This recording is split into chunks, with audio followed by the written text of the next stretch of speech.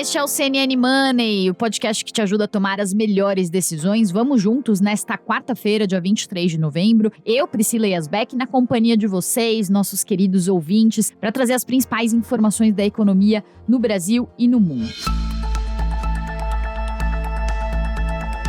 Bom, a gente começa o dia mais uma vez com muitas indefinições, com muita incerteza. Incerteza é o nome do jogo, porque a PEC da transição deve ser protocolada no Senado hoje, mas ainda não se sabe com qual valor ela vai ser protocolada, qual é o prazo em que o Bolsa Família deve ficar fora do teto, se vai ser de forma permanente, só em 2023. Também não se sabe qual que é a moeda de troca que o Centrão vai pedir para dar a sua aprovação, para dar o seu aval e endossar a PEC da transição, que também está sendo chamada de PEC do estouro. E eu queria adicionar hoje e trazer o foco para essa questão, um quarto ponto de incerteza e de indefinição. Ontem eu falei sobre a questão das indefinições de prazos, os valores, como que fica, propostas alternativas, mas hoje eu queria chamar atenção para esse outro ponto. Por quê? Porque tanto o Geraldo Alckmin quanto o Aloysio Mercadante ontem falaram que eles vão deixar as questões sobre como que fica a nova regra fiscal, o novo arcabouço fiscal mais para frente, que agora é urgente resolver a questão do Bolsa Família, já que esse auxílio, né, o Bolsa Família, que vai voltar a ser chamado de Bolsa Família, em R$600, ele tem que ser pago a partir de janeiro do ano que vem, tem que já estar na folha de pagamento a partir de janeiro do ano que vem, então eles estão com pressa com isso.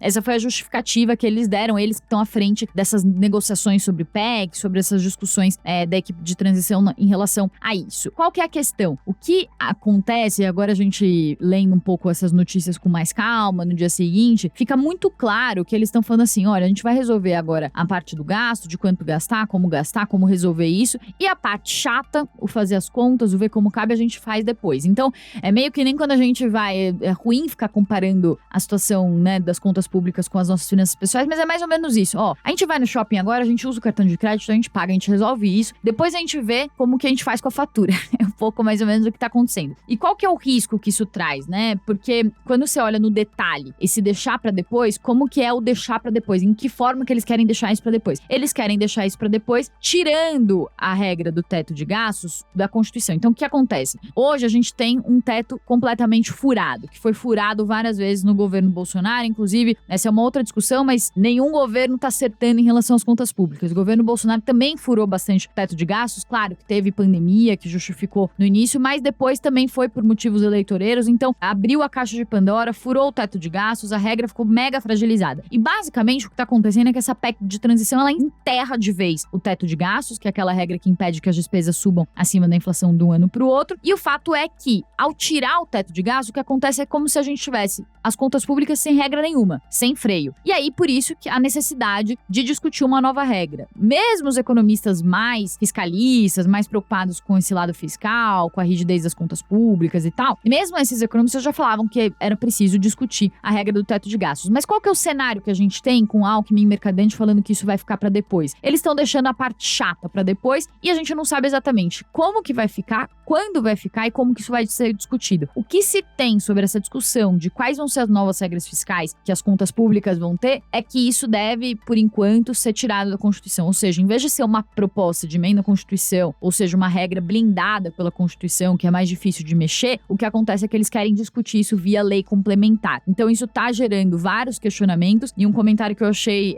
muito bom do Roberto Mota lá da Genial Investimentos, que ele falou mais ou menos assim, se tá fácil já a classe política gastar dinheiro precisando de maioria qualificada, de 308 deputados, que é o que precisa para fazer uma modificação numa PEC, como as PECs que a gente viu anteriormente, ele foi, imagina se for maioria simples, né? Então, se eles já estão mexendo nas regras do jogo, já estão usando dinheiro e gastando sem freio, com a necessidade de mexer na Constituição via PEC, imagina quando as regras do jogo tiverem feitas por uma lei complementar que não necessite de uma mudança na Constituição e de uma maioria qualificada do Congresso para aprovar mudanças. Então, esse é o risco que as contas estão correndo, não só de como vão ficar essas contas, aí eles estão falando que querem incorporar na regra de qual que vai ser o aumento, né? Vai se observar a trajetória da dívida, também o saldo das contas públicas, superávit e tal, para balizar como que pode aumentar as despesas do ano pro outro. Então isso ele já vem falando mais ou menos que deve ter alguma coisa nessa linha, mas não tem detalhes sobre esse novo arcabouço fiscal, sobre as nossas novas regras das contas públicas, e além de faltar detalhes, também não se sabe exatamente institucionalmente como que isso fica, se vai ser dentro da Constituição, se não vai, mas aparentemente vai ser fora da Constituição, então isso enfraquece e fragiliza ainda mais essa nova regra que pode surgir, né? Então deixa as coisas mais frágeis.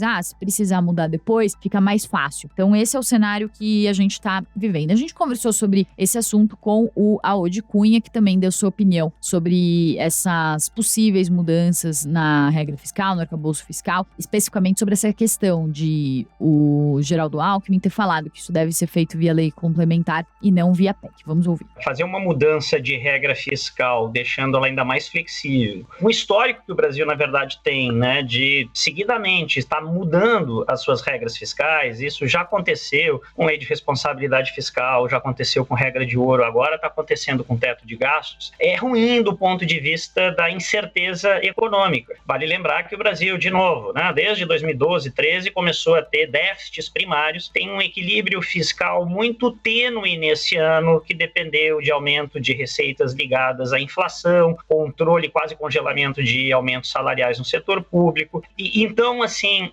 nós temos um quadro onde você tem indefinição sobre o tamanho da exceção da licença para gastar mais, que vai ser concedida, tem indefinição sobre o tipo de regra fiscal que virá e tem indefinição sobre equipe econômica. Quanto mais cedo o próximo governo e Congresso tirar essas indefinições da mesa, isso vai acalmar os mercados, né? Não é acalmar a Faria Lima, os banqueiros, é dar mais tranquilidade porque a gente não tenha tanta oscilação em taxa de juros, em dólar, o que é ruim para a economia como um todo.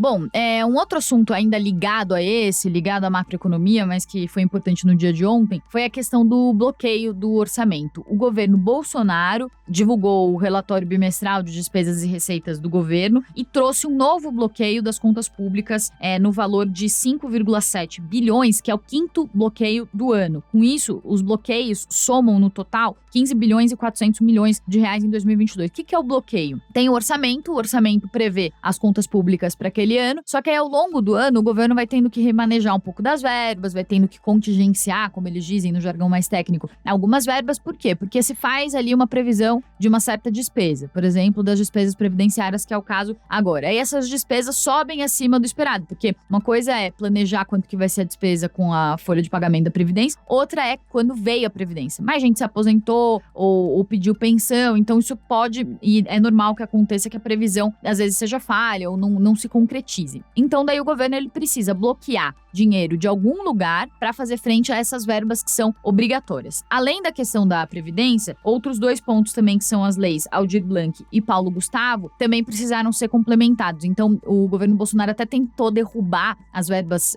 pelo menos por hora, para essas leis, que são verbas que vão para a cultura, mas não conseguiu, e aí com isso vai ter que pagar também esse dinheiro nesse ano, e como vai ser obrigado a pagar esse dinheiro nesse ano, também teve que bloquear mais recursos. Qual que é o efeito disso para a população? A gente, quando esses bloqueios são feitos, o que acontece é que, para fazer frente a essas despesas obrigatórias, o governo precisa tirar a verba, por exemplo, de ministérios. Então, o que a gente vê na ponta são alguns serviços públicos sendo afetados, e o principal deles, ou o que está mais chamando atenção nesse momento, por exemplo, é a emissão de passaportes. Então, quando a Polícia Federal para de emitir passaportes, como é o caso agora, é a Polícia Federal dando um recado muito claro de que tá faltando dinheiro, precisa de dinheiro porque não tá conseguindo nem emitir passaporte. Então ontem na apresentação, o Esteves Colnago, que é o secretário do Tesouro, disse, a gente vai destinar as verbas pra Polícia Federal, vai resolver essa questão, mas disse que os bloqueios para, por exemplo, as verbas do orçamento secreto é de quase 100% e que precisou bloquear verbas do orçamento secreto e tal para conseguir fazer frente a esses outros gastos. Então, qual que é o cenário que se tem? E aí foi isso que a gente trouxe de destaque no CNN Money de hoje. Até tem uma telinha para quem quiser acompanhar no YouTube, quem não tiver visto ao vivo, mas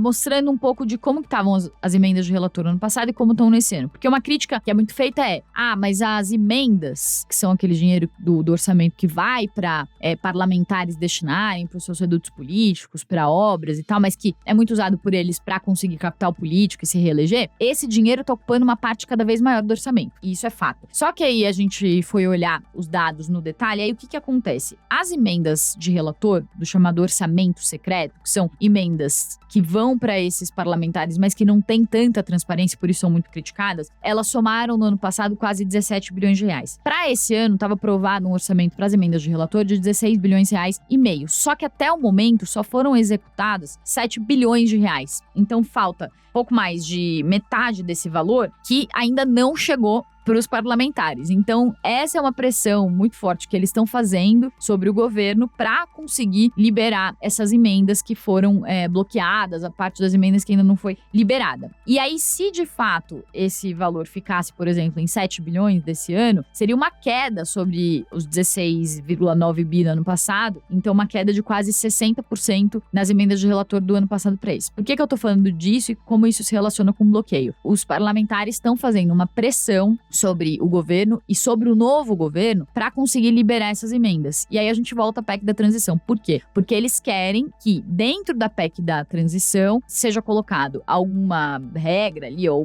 algum texto, digamos assim, que obrigue o governo a liberar mais verbas de emendas parlamentares, de emendas de relator nesse ano. Então, esse é um ponto. Eles querem já nesse ano usar mais desse valor, desbloquear esse valor. Então, é o orçamento dos políticos, é o orçamento basicamente do Centrão, que é quem tem mais poder sobre essas decisões. Então, o orçamento, o Centrão tá dizendo assim, deem um jeito aí de botar dentro da PEC da transição, um desbloqueio aí para as nossas verbas nesse ano. Esse é um ponto. O outro ponto é que, pro ano que vem, lembra que eu falei no começo aqui que tem algumas indefinições sobre PEC da transição e uma delas é qual que vai ser a moeda de troca que o Centrão vai pedir para aprovar a PEC da transição, né? Para dar o seu aval, já que é um congresso mais à direita, não é um congresso com uma forte base aliada de Lula, então ele tá tendo que negociar com o Centrão. E aí, o que o Centrão tá pedindo? Pra falar, então tá, eu passo a PEC, a gente passa a PEC, vamos passar talvez só por um ano, porque no outro ano eu vou querer barganhar mais, no outro também, então se a gente tirar o Bolsa Família do teto de forma permanente, perco meu poder de barganha pros outros anos. Então, um aninho só, mas o Centrão também tá pedindo, isso segundo pessoas que estão acompanhando de perto as discussões, tá pedindo pra, no ano que vem, o orçamento secreto ser institucionalizado. Então, nesse ano a gente já teve essa discussão sobre o orçamento impositivo, ou seja, o orçamento secreto, ele ser praticamente obrigatório dentro do orçamento. E aí o Centrão quer que dentro da PEC também tenha uma previsão para que o orçamento secreto esteja protegido para o ano que vem, seja institucionalizado dentro do orçamento, para que não aconteça o que está acontecendo nesse ano, que o governo, quando está com pouco dinheiro, quando está faltando dinheiro para fazer frente às despesas, tenha que bloquear essas verbas. Essa discussão que está sendo feita, a gente falou sobre isso com o Audi Cunha também, que falou sobre essa questão do orçamento secreto, quanto que esse valor, né, o Congresso está ganhando poder sobre o orçamento. Vamos ouvir. O orçamento secreto ele é ruim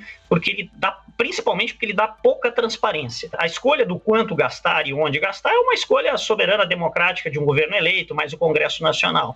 Agora, a população precisa saber onde é que vão esses recursos. Então, do ponto de vista da qualidade da gestão orçamentária, é ruim por isso. Segundo ponto é o tamanho do gasto adicional. E aqui, quando a gente olha para esses valores que estão sendo bloqueados, de 5, mais de 10 bilhões no acumulado, o próprio tamanho do orçamento secreto, ele ainda é relativamente pouco sobre o que está sendo discutido de gastos adicionais agora, né? Porque a PEC da transição, quando fala em até 200 bilhões de reais, ela abre um espaço para gastos adicionais dentro ainda do que seria um novo teto de gasto de mais de 100 bilhões de reais. Então, são valores bem maiores. Então, eu acho que a discussão ela precisa convergir para um tema de maior transparência e um tamanho de gasto que caiba dentro do orçamento. Acho que esses são os dois pontos relevantes que o Congresso e o novo governo devem se debruçar. E aí, só mais uma questão para azeitar aqui essa discussão. A arrecadação do governo está crescendo, mas é importante não confundir a arrecadação com a regra que limita as despesas. Então, o governo pode arrecadar quanto for, pode ter a melhor arrecadação de toda a sua história, mas se houver uma regra que limita as despesas e essa regra não tiver a ver com a arrecadação, não adianta o governo arrecadar muito mais, porque vai ter uma regra que limita as despesas. E essa regra que limita despesas, que é o teto de gastos, ela limita as despesas à inflação do ano anterior. Então, uma coisa não conversa com a outra. Uma coisa é o quanto que o governo está arrecadando, outra coisa é a regra que limita o aumento das despesas pela inflação. Então,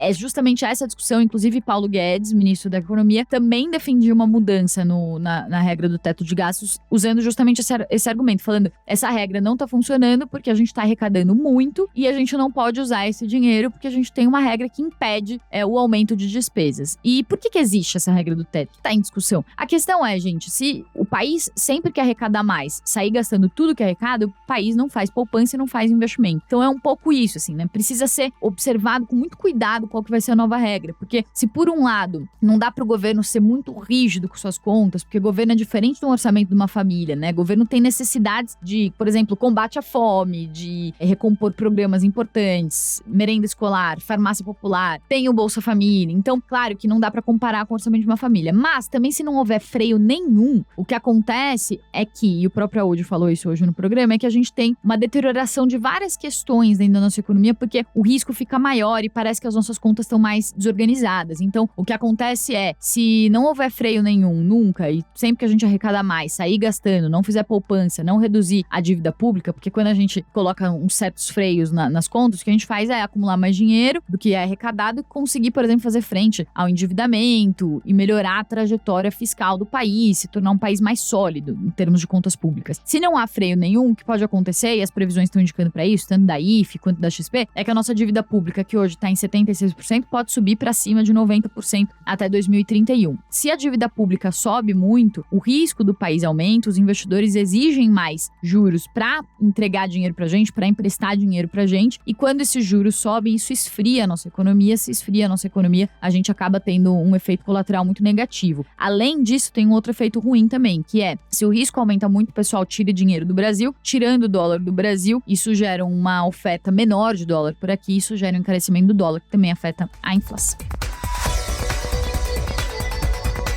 Bom, gente, falamos aqui sobre a questão fiscal, né, sobre essa discussão que tá importante. Sei que é um pouco técnico, tentei traduzir aqui algumas coisas, mas uma discussão importantíssima e que fala do nosso dinheiro, né, do dinheiro público, do nosso dinheiro. Agora eu queria passar pro mercado internacional para falar um pouco de linhas gerais. O mercado hoje estava abrindo ali com leve queda, os índices tentando engatar uma recuperação lá fora, tanto os futuros americanos quanto as bolsas na Europa, mas ainda há uma preocupação muito grande com o avanço da Covid na China, que novos gargalos possam surgir, que a fábrica do mundo possa mais uma vez parar, e isso num cenário em que a inflação já está pressionada, então isso deixa os investidores cautelosos, mas os investidores estão tentando alguma recuperação ali dos ativos, apoiados numa esperança de que talvez os Estados Unidos reduzam o ritmo de alta dos juros. Então não é que eles vão parar de subir juros, mas reduzir o ritmo. Subiram os juros em 0,75 ponto percentual nas últimas 4 reuniões do Fed, e a expectativa é que subam em meio ponto na reunião de dezembro, portanto uma desaceleração no ritmo de alta de juros. E hoje sai a ata do Fed, amanhã é Thanksgiving Day, feriado de ações de graças nos Estados Unidos, tem Copa do Mundo, as negociações estão reduzidas, então o foco vai ser mesmo observar essas entrelinhas da ata do Fed sobre a sua última reunião de novembro, que pode trazer mais pistas se o Fed, de fato, vai reduzir o ritmo dos juros, essa é a ampla expectativa, mas mais que isso, se o Fed pode dar algum sinal de que vai pivotar, que é o jargão que o mercado usa para dizer que o Fed pode sinalizar que pode começar a mudar de direção, ou seja, tá na direção de aumento de juros. Será que o Fed pivota? Será que o Fed começa a dar uma indicação de que pode mudar a direção do ritmo de juros? E por que isso é importante pro mundo todo, não só pro mercado americano? Porque se o mercado americano sobe menos os juros, eles sobem menos a régua dos juros pro mundo todo. O Banco Central americano é o mais importante do mundo, né? Porque o dólar é a nossa moeda forte do mundo. Então, se os Estados Unidos sobem muito os juros, os investidores que já têm todos os motivos para irem pro mercado americano, porque é o porto seguro do mundo, eles têm ainda mais motivos, porque vão atrás de mais rendimentos. Então, esse dinheiro migra para o mercado americano, sai dos outros países, e aí as moedas desses outros países se desvalorizam. Pensando aqui no Brasil, por exemplo, se o dinheiro sai daqui para ir para os Estados Unidos, porque eles estão subindo juros, o que acontece é que o dinheiro sai daqui, isso gera de novo aquela pressão sobre moeda, né? Sai, diminui a oferta de dólar aqui, isso acaba gerando uma pressão, e isso acaba valorizando o dólar frente ao real. Aí os nossos produtos ficam mais caros, isso gera mais inflação, e aí o Banco Central aqui pode ter que também subir mais os juros para evitar essa saída de dinheiro, né? Falar, não, eu subo mais os juros, fiquem com dinheiro aqui. Então é por isso que quando o Fed, o Banco Central americano, decide algo sobre juros, ou as expectativas que ele coloca, isso também acaba afetando as decisões no mundo todo, e ninguém no mundo, nenhum país quer aumento de juros, porque aumento de juros esfria a economia. Então esse é o cenário ali de Fed. E aí, pra gente terminar aqui o CNN Money, queria trazer duas notícias que estão chamando a atenção. Uma é das ações da Zoom, que é aquele serviço de videoconferência referência que subiram muito, foram um hit durante a pandemia. E a gente trouxe a notícia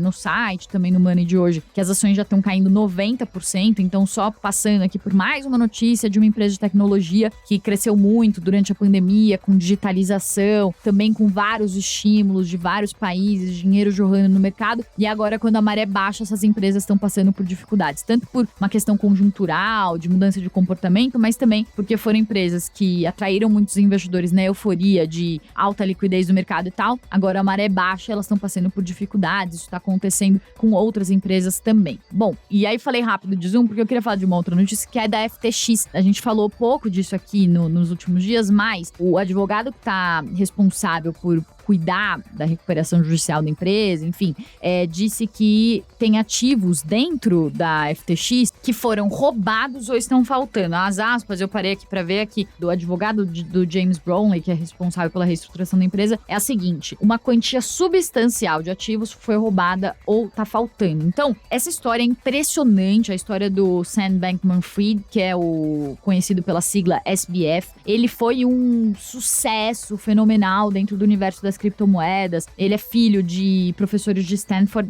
então ele vem da elite americana, atraiu muitas pessoas porque havia uma identificação ali do mercado com ele, um cara educado, veio da elite americana, fez MIT, e aí ele fez algumas questões, alguns movimentos chamaram muita atenção no mercado, foi o maior investidor da campanha de Biden, doou 40 milhões de dólares para a campanha de Biden, só atrás de George Soros. Ele seguia aquela filosofia do altruísmo efetivo, né, que foi criada por professores de Oxford, que é a filosofia de a pessoa tem que enriquecer o máximo possível para doar tudo que ela ganha. Então, é meio que uma filosofia de ganhar cada vez mais para doar cada vez mais. Ele comprou os direitos do Miami Heat, então também trouxe ali investidores como Tom Brady, Gisele Bündchen. Então, tem toda uma história cheia de fatos curiosos, cheia de questões que tornaram Sam Bankman-Fried uma personalidade, uma pessoa mega conhecida, não só no universo das criptos, mas no mercado como um todo. E aí, agora, então, essa derrocada. E essa derrocada também diz muito sobre esse mercado de criptomoedas, sobre especulação, porque ele tá pegando, então, os ativos da FTX, bitcoins e outras criptomoedas de quem tava com aportes dentro da FTX para fazer frente a empréstimos da Alameda Research, que é uma outra empresa que ele tem participação. E dentro dessa empresa, eles fizeram operações alavancadas, empréstimos. E aí as pessoas que fizeram empréstimos dentro da Alameda Research começaram a pedir os ativos, que falaram: essa história tá cheirando mal, a gente quer o nosso dinheiro de volta. E aí o que ele fez foi pegar ativo de quem tava investindo na exchange, na FTX, que era uma das maiores do mundo, a segunda maior do mundo, junto com a Binance, para fazer frente a esses pedidos de empréstimos. Então é uma história maluca, mas que mostra muito sobre como não existe almoço grátis, não dá pra ficar babando nessas personalidades do mercado financeiro e ficar achando que, nossa, e sonhando que você pode ter uma trajetória igual, ganhar dinheiro fácil. Não existe isso. Toda vez que aparecem essas histórias é sempre bom desconfiar, é prudente desconfiar, e o resultado é esse: milhões de pessoas com prejuízos, muitos investidores sofrendo muito com essa história, inclusive defendendo até que o SBF seja preso justamente por causa de todas essas histórias do uso indevido do dinheiro dos investidores, suposto uso indevido do dinheiro dos investidores, e também pelo fato, né, de ele ter feito todo esse teatro, né, em torno das criptomoedas, ter criado um personagem, se tornado um personagem icônico, e agora tá prejudicando tantas pessoas. E o CNN Money de hoje fica por aqui, um pouco mais estendido hoje, mas queria trazer essas últimas notícias mais curiosas aqui. Desejo a todos vocês uma ótima quarta-feira e até amanhã. Tchau!